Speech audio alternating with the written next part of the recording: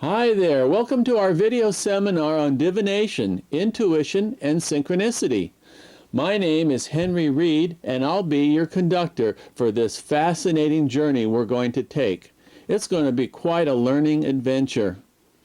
In these video seminars, we're going to be looking deeply into the meaning of divination. We're not, however, going to focus on the technical aspects of how to use one of the classic divination tools, such as the tarot or the I Ching. Instead, we're going to focus on the spiritual essence of divination and what that means for you. The esoteric secret of divination is this: it is a training ground for you to develop your own intuition.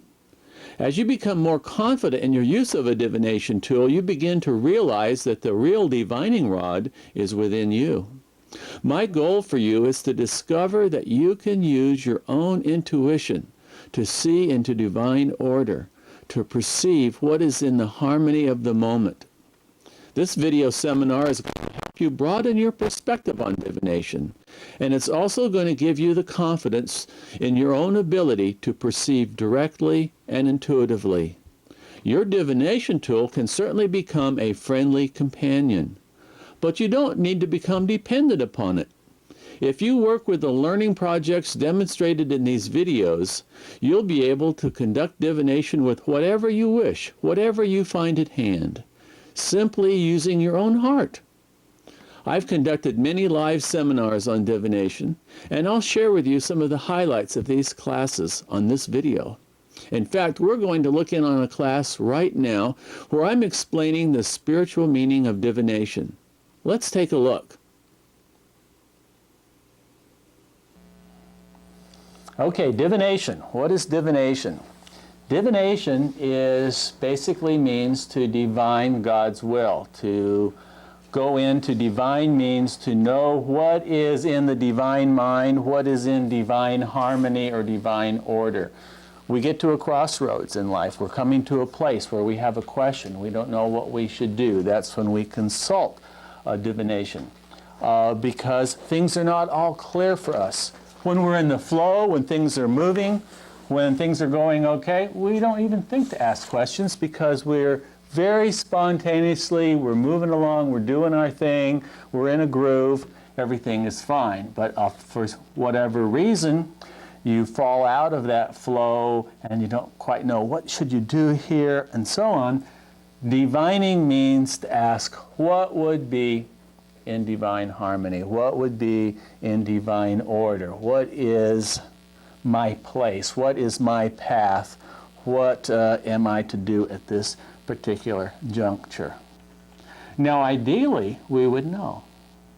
Ideally somehow by going within, by meditating, by making the attunement to our higher self, we could pause, relax, tune into our heart and ask, what am I to do?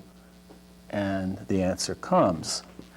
And if divination is to really serve us well, it should, in the long run, teach us how to do that. It should make it easier for us to go inside when we're confused and find those answers. That's its purpose. If your involvement with divination makes it more difficult for you in the long run to go inside and ask and get an answer, if it makes you less trusting of your own intuition, then the divination is not serving you, because it should help you to be more confident that you can make the attunement and know what is divine order. Now let me say a little bit about divine order. Divination is based on an assumption.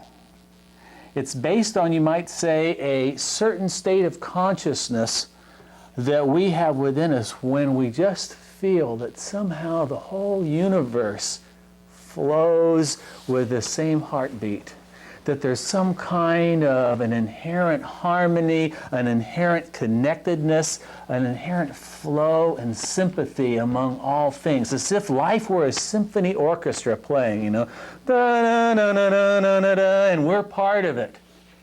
And everything interacts, everything interrelates with everything else.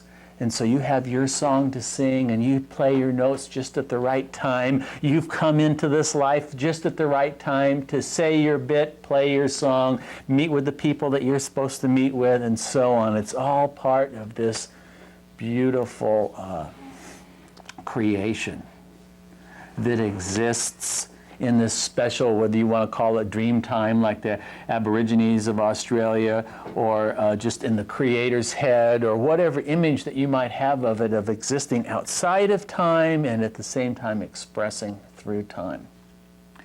So that there is a, you might say that there's a script, or there's the score as in music, or a plan, or the image, or something that is divine order.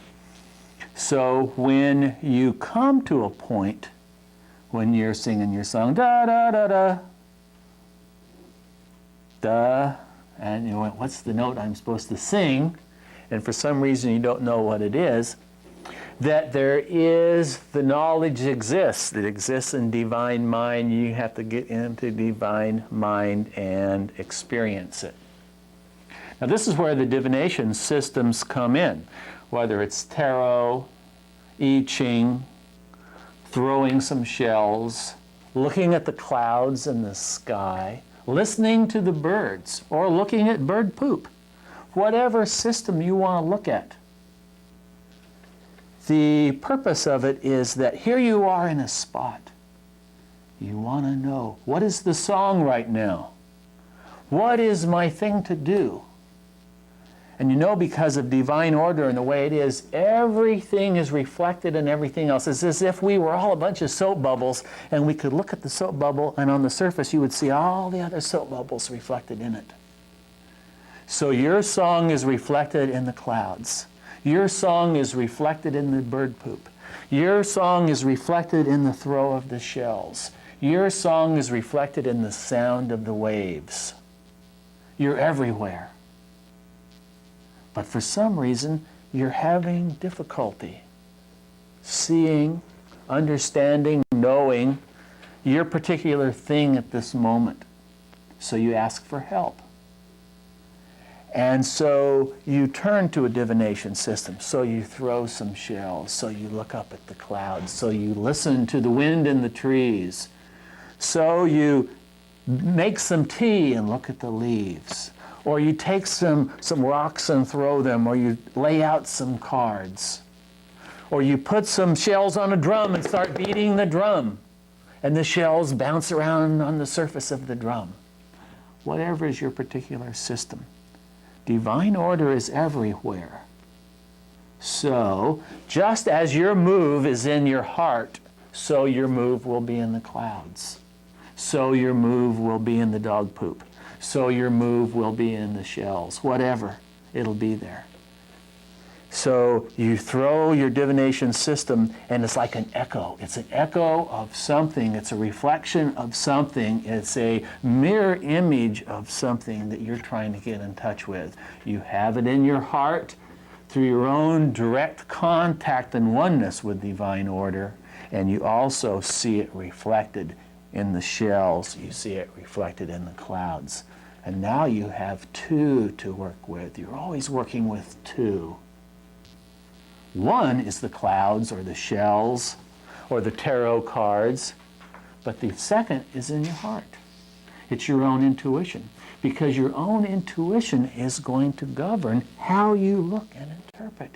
Your own intuition is going to see its reflection in the cards, in the clouds, in the